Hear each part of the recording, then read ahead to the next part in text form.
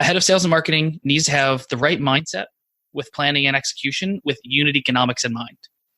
So how do you make sure that you have the right mindset? What is your mindset when you're thinking about balancing, things like LTV to CAC ratios versus booking and revenue growth rate expectations versus the growing pains of teams and the engagement of those teams? Like, how do you think about incorporating unit economics into your approach? And how do you think about that as a head of sales and marketing?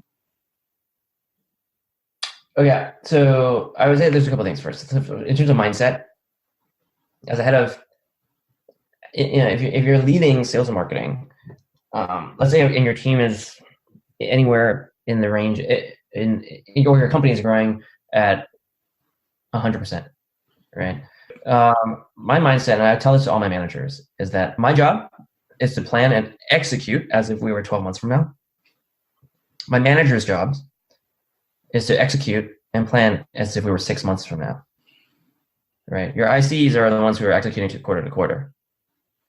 And I think that's something that I always drill into my team and my managers, because most people manage to the quarter. And by the time you manage to a quarter, you've already forgotten about the next one. And you're basically accumulating debt. And I think part of what's challenging and exciting about managing in high growth is, how do you balance? You got to balance executing the job at hand, but at the same time, develop a vision of where you need to get to. So if you're a line manager 6 months from now, and you got to do both at the same time. So you ask my leads, they got their quarterly number, that's great, but I almost don't try. I just assume that they're going to hit it. I'm like, just tell me if you're not going to hit it, but I'm assuming you're going to hit it. What are the programmatic things you're building in right now as if you're 6 months from now? Because that is going to take time to build it, right? And then once you build it, boom, now you're ready.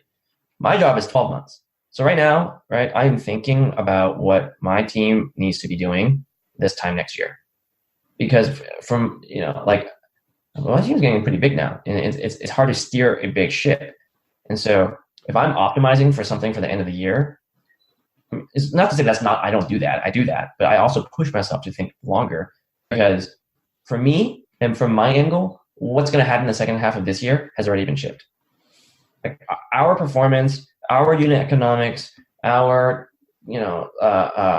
whatever programmatic infrastructure we build is going to be, it's already too late to change that. So I'm thinking really ahead. I think that's important because you mentioned about unit economics.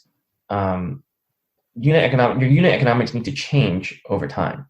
You gotta work with your management team, your finance team, to understand what unit economics you need to have this time next year, so that you can slowly migrate there. Otherwise, you're just hiring heads, and eventually you're like, oh, one day you wake up and finance is like, okay, you're gonna get 3 heads next year, but you have to grow revenue by 50%, right?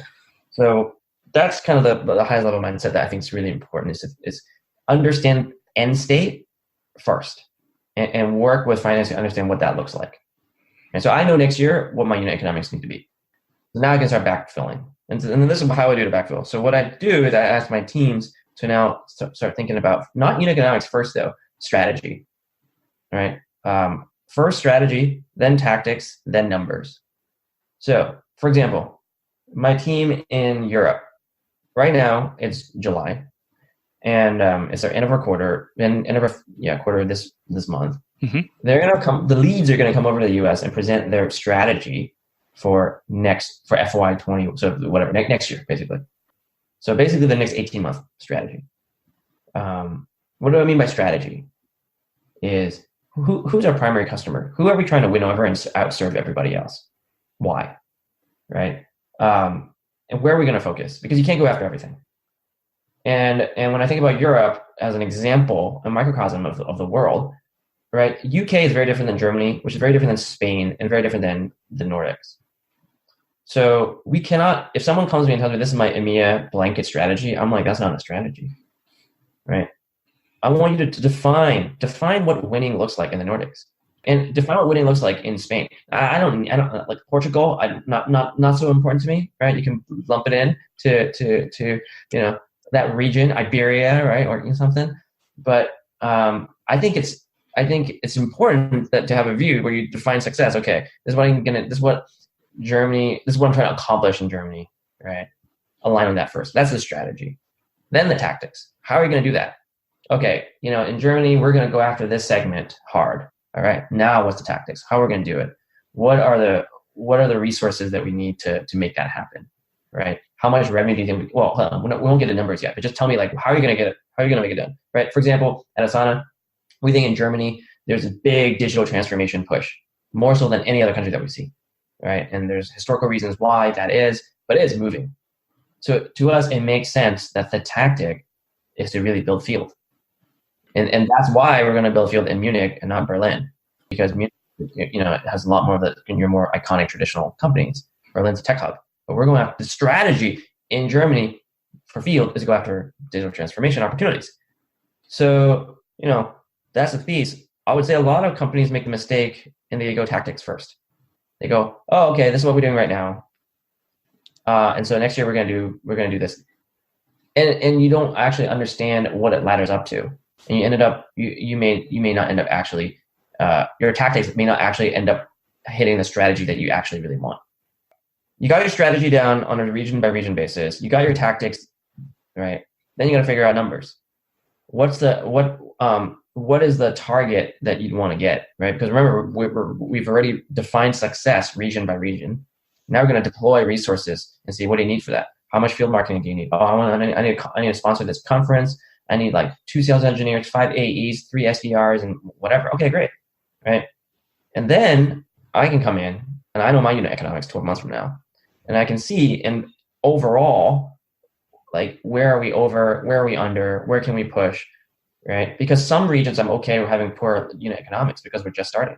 The Munich office is going to have terrible unit economics for the first year. I'm okay with that, right? But I have a portfolio view, and I can kind of make sure it happens. And what happens is sometime later this half, I'll start aggregating all these different regions and strategies, and I'll be like, oh, okay, I'm way over. And this always happens. Everybody wants 50 heads, and then basically we have to iterate then. Then we go back and we prioritize. And we say, hey, these are the unit economics we need to hit. We are this over. And so let's stack rank our priorities. And then we'll cut it, right? So maybe we'll cut, an office here, or maybe we'll cut some resources over here. That may impact top line, and so we just iterate, and you go through a couple cycles.